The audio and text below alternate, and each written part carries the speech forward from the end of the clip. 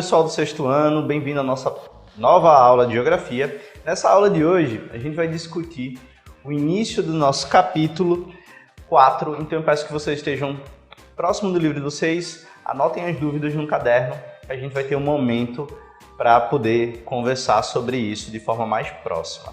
Então, vejam só, nas aulas anteriores, eu falei para vocês um pouco sobre a estrutura interna do relevo. Entretanto, quando a gente vai falar sobre esse relevo, a gente vai ver que existem duas ações, uma que forma o relevo e a outra que modela. As que formam o relevo, a gente vai chamar de agentes internos do relevo. Aquelas que modelam o relevo, a gente vai chamar de agentes externos do relevo. Qual é a grande diferença?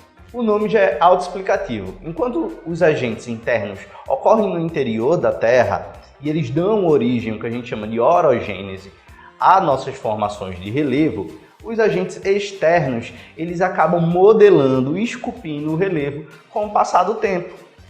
Então, de forma sucinta, esses dois agentes eles acontecem constantemente na nossa Terra. Por isso, temos dobramentos, falhas, tectonismos, temos agentes que vêm da atmosfera, como por exemplo, as massas de ar, ventos alísios e etc. Então, hoje, na aula de hoje, a gente vai centralizar nesses agentes aqui que são internos. Esqueçam por enquanto os agentes externos, a gente vai ter um momento para falar sobre eles. Os agentes internos, basicamente, são três. Então, gravem bem, três agentes internos. O primeiro agente interno chamamos de tectonismo. Esse agente ele é responsável pela ação das camadas que ficam próximo na superfície do manto, na litosfera. Então, é aqueles movimentos que a gente já mencionou nas aulas anteriores, como, por exemplo, convergente, divergente e transformante. Além disso, temos um segundo agente, que são os agentes sísmicos ou os terremotos.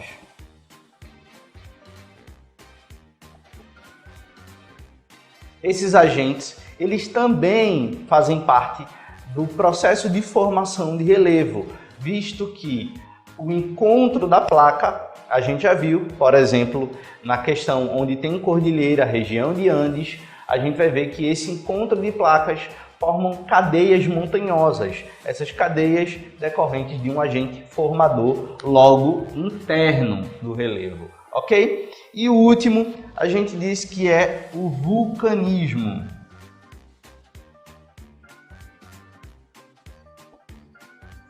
Mas eu pretendo trabalhar de forma mais pontual cada um desses, ok? Enquanto que o tectonismo, a gente vai ter três processos de formação diferentes para o relevo. A primeira decorrente do encontro convergente de placas, ou seja, esse encontro faz o quê? O soerguimento de regiões, cadeias montanhosas.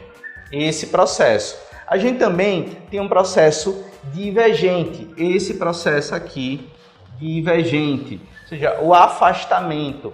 Esse afastamento vai causar o efeito inverso. Então, esse efeito inverso pode ser a formação de depressões, por exemplo. Para a geografia, existem três formas geométricas que a gente comenta bastante. A gente tem a côncava, que são essas formações montanhosas, a convexa e a retilínea.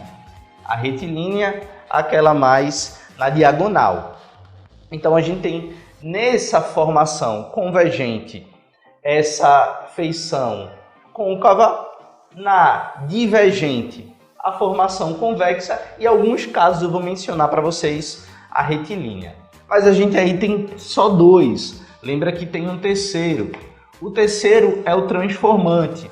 O transformante, as placas, elas estão indo em direção opostas e essa formação de relevo, ela resulta em dorsais oceânicas principalmente. Então a gente vai observar que o oceano também possui relevo. embora a gente só pense em água, água, mar, água. Não, a gente também tem relevo nessas regiões. E essas dorsais oceânicas também são falhamentos ou cadeias de montanhas que acontecem no interior do mar. Então, isso é muito importante para a gente ressaltar aqui. Tectonismo, vimos basicamente esses encontros que são importantes no processo de formação. O segundo processo de formação, que é bem importante, a gente vai ver lá na página, entre a página 24 e 25 do livro de vocês, acompanhem junto comigo. É o terremoto. O terremoto seriam abalos sísmicos causados justamente por conta desses encontros da acomodação dessas placas tectônicas. Para a gente entender o tectonismo, a gente precisa compreender alguns pontos, como o seu epicentro. O seu epicentro é onde a força se concentra e geralmente esse epicentro é justamente onde está ocorrendo o encontro da placa. Então é o ponto mais forte, o ponto quente do nosso tectonismo. Além disso, a gente precisa aqui destacar o epicentro e a falha. Então, o falhamento geralmente vai ocorrer aqui no centro do epicentro. Então, esse centro vai, por sua vez, ter a maior força, a maior precisão, que vai irradiar para as regiões circunvizinhas. Além disso, a gente tem o epicentro. Então, esse epicentro, como eu já falei para vocês, ele vai ser aonde na superfície a gente vai sentir com maior força aquele movimento que aconteceu no interior da Terra. Então a gente tem aí dois pontos importantes. Tem um ponto interior e tem um ponto superficial ou exterior, ok? Esses movimentos podem causar algumas estruturas do relevo, como por exemplo, já falei para vocês, cadeias de montanhas, dorsais e etc. O terceiro e último agente interno do relevo, ou seja, contribui para a formação do nosso relevo no mundo inteiro, é o vulcanismo. O vulcanismo, ele tem a responsabilidade de expelir o magma e através desse processo em que o magma sai e se resfria ao contato com a temperatura da superfície, nós temos a formação de rochas ígneas ou magmáticas.